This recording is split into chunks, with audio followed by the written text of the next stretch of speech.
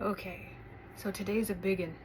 We are going to talk about trauma, CPTSD, surviving narcissistic abuse, and having this fear, the fear of being seen. This is huge for many of us.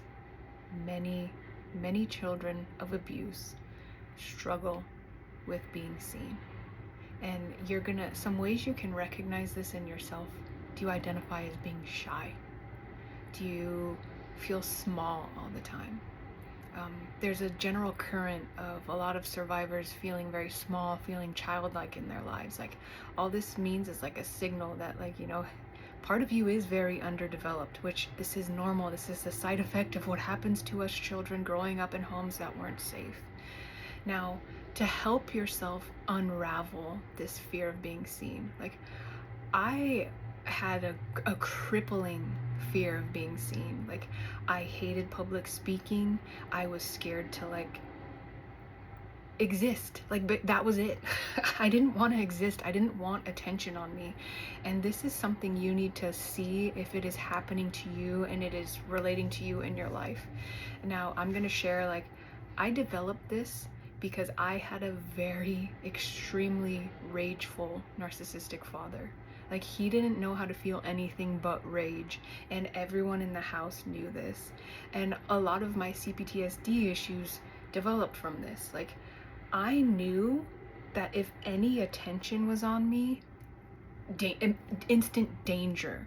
And what this does to a young child, if you're like when we as kids are growing up in environments like this where there is no safety and there's a lot of danger, like imminent danger that you can't predict, you just know if you move weird, if you breathe weird, you're gonna receive the brunt of it. You have to see how this fucks you up as a kid. This is what teaches you. And again, these environments, no safety is present. There is no safety in a home like this.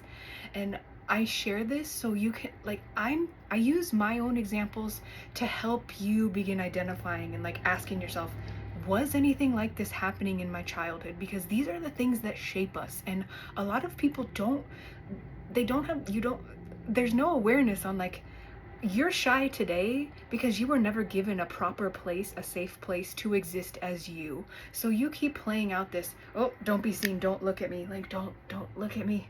I don't want to be seen because I don't want to be yelled at, I don't want to be killed. And that's what it installs into children's mind. We are deathly afraid. When you're deathly afraid of your parents, you learn to not exist, to not take up any space. And this does not help you build a life that feels good to live. If you are scared to be in front of people, if you are scared you're gonna say the wrong thing, do the wrong thing, there are roots from this from back in your childhood. So you need to be looking at, when I just tried to be me, when I just tried to exist or share a fun fact with my family, how was that received? Were you allowed to do this? Were you allowed to be you in front of your parents? And if not, this is where you're gonna notice, in today, in the now time, make the connection. Do you feel safe talking to your friends, being a goofball, talking about something you're passionate about? Or are you always worried, oh, they won't care, so I'm not gonna talk about it anyways? And in essence, some of our hypervigilance comes from this. When we're always constantly worried, don't make the wrong move, you're gonna piss dad off, don't breathe weird, is he gonna freaking explode? With these narcissistic type people, I know this is not the only way it manifests, but they call it the moving goalpost. One day one thing's okay, the next day that's very same thing, not allowed, not okay. And when you grow up in environments like these, this is how, again, we learn, and it's reinforced. There's no safety, you never know what's going to be okay or not okay. And you just understand over time that it's not safe to exist. It's not safe to have my feelings here. So what happens to us? We just shut all this down. And if you are shut down a lot, emotionally, physically, verbally, all these things can be rewired and undone. And again, it's the same process. You have to notice, this is something that has happened to you. And then you have to start comforting that little child that never had a safe place to be, like that never got to express themselves fully, that never got to like truly live. And like these things now become goals for your recovery journey, goals for you to help yourself, like helping your little child install these things within them and within you. Like you have to now become the encourager of younger you, that is like, okay dude, like, and whatever endearing term you want to use. I say dude and like bro to myself. Like if that doesn't work for you, don't use those terms. Like you can use dear one, little one, lovey little guy. If you're like this, the recovery journey I want you to have is the one that feels good to you. So use wording that feels good to you. And this goes for anything I say. If it doesn't feel right, but chuck it, don't listen to it. Take what feels good to you and start encouraging you to take up space. And like I taught myself to do this. Like I walk a lot. I really love walking. It is something very, very beneficial for your nervous system, calming nervous system, getting out of environments, switching your views up. Like walking is very beneficial. So how did I teach myself how to be seen and take up space? But by walking, I used walking and breathing.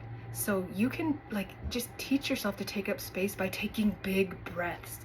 Feel your, like inhale and feel yourself expand and let yourself expand. Just practice feeling a little bit of what it's like to be bigger and taking up more space, letting your lungs expand, like letting your, like puff your chest out a little bit, like take up some space, stand up with your head tall, like, and look out on the world and just practice in very small and safe environments. Like you have to like consider, like, do you feel safe doing this? Like pay attention to all these pieces. And again, a lot of this work, parts of it are going to be like your nervous system is going to be very scared because it's going to be remembering all these times when you tried to take up space, you tried to be seen, and your body's going to remember every shutdown, every moment of neglect from your parents. And it's your job now to like recognize that, like, oh, I want to hide, like this doesn't feel good, this feels scary, it feels uncomfortable. Remember, leaning into that uncomfort a little bit and just go for your walk and like breathe big. And if you want to like take it even further, like exhale and do like a like make some noise, let yourself be big. Practice making some noise in environments that are very, very low threat. There's low threat of violence. Like you're not gonna like this is something you might have to work through, because this is what I had to work through. Like I was scared people were gonna see me, people were gonna hear me, and like they're gonna make fun of me, whatever. And I was doing this in a very like nobody was around me, but that fear was still there, and it's still maybe something you might have to face and deal with. And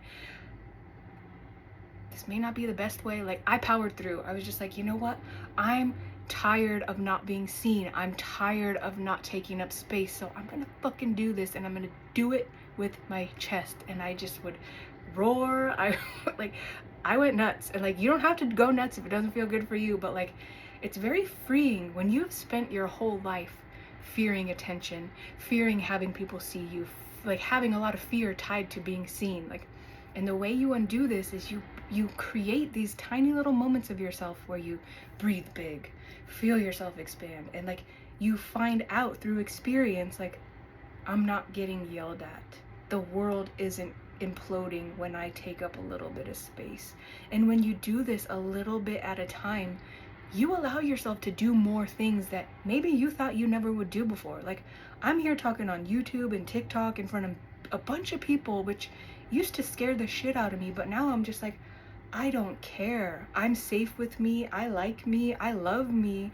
I'm okay with how I feel. I know my message isn't for everyone, and that's okay. If people want to talk crap on me, they got their own shit to deal with. It's not my problem. I don't care. Like, you will get to a point where you just don't care anymore, and that's the best place to be, because when you don't care, you're finally giving yourself that permission to exist, to hold space for yourself, to let yourself expand.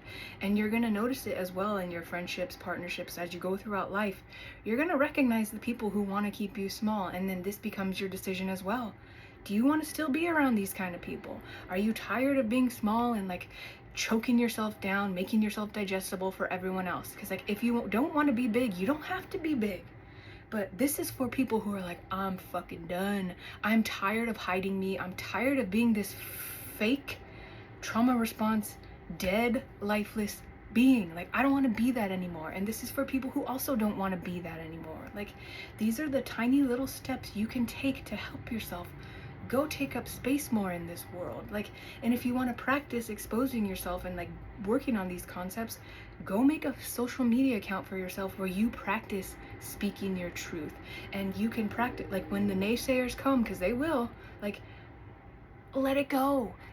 Just because people say negative things and like don't align with what you're trying to do doesn't mean you should go back into being small. It means like you're breaking some stuff that has not gotten to come through yet. Like, you will never be able to please everyone. Like, work on pleasing yourself and doing things that feel good to you. That, and it might not feel good at the start. Like, it might not. It might, again, doing these things, breaking the cycles feels scary. It's scary to start being seen. And especially if there's always been this veiled threat of violence or annihilation behind you being you. Like, it's a lot to deal with. And like working with your nervous system, who all, like, when you first start doing this, your nervous system will always jump back into the dysfunction. Like, no, we have to hide. We'll die if we do this. And this is the work. You have to like teach yourself, teach younger you who is deathly afraid of being seen, that it's okay.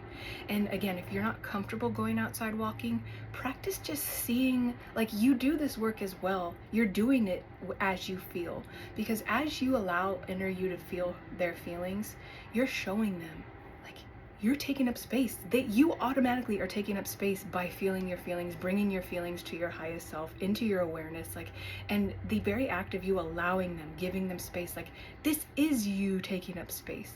The very act of feeling what you feel, owning it, validating it, is you starting to take up space and like learning that ability. I'm okay to be seen. I'm okay to be who I am. I'm not like this devil demon child my parents made me out to be. Like, you're not. None of us are that. Like, you're not. Like, and you have to like understand that and digest that. Like, you're not this wrong, terrible child for feeling. Every single one of us is a human being and we feel, and that needs to be normalized within you so you can start healing out of that cycle and like out of the dysfunction in your nervous system that tells you you can't feel, don't feel, it's bad, you'll die. Like, it's wrong. Like, a lot of the things we were taught in childhood by these dysfunctional parents is so wrong and damaging, and you have to learn slowly and step by step, breath by breath, to reverse it and to create this safe place where you finally get to exist in all of you, in your bigness, in your power, and like in control finally. Like, that's what this work teaches you, like how to take control of your life so you're not living in this trauma cycle after trauma cycle and just straight up dysfunction everywhere. But it takes time and it takes patience and it takes you consistently leaning on yourself, meeting yourself, and learning that it's not okay to neglect yourself and how you feel any longer. Alright guys, this is a little bit of a long video, but hope it helps. Love you guys. And again, if you want help with this process, my signature course, Unlocking Life After Trauma and Codependency, is available below for purchase. It is a 6-week blueprint of everything I have discovered for myself, every step I follow to help myself feel, to help myself build safety, to help myself take up space. And like, I'm sharing this now because it has helped me and it's helped many other women on their own recovery journey to living better, to recovering their life after trauma. All right, guys, love you. Bye.